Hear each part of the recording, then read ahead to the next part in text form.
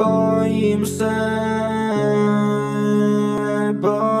se všeho, co se může stát. Bojím se všeho, co se stane.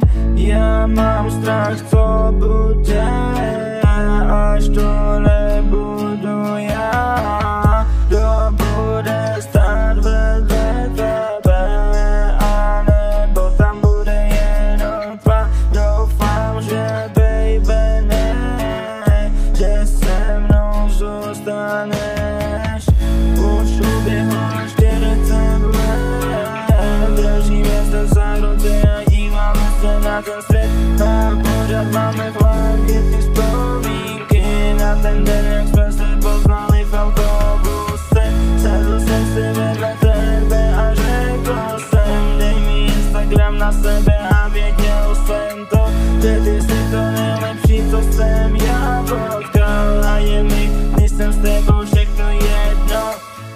Jsi pro mě důležitá jenom ty, když tě vedle sebe nemám.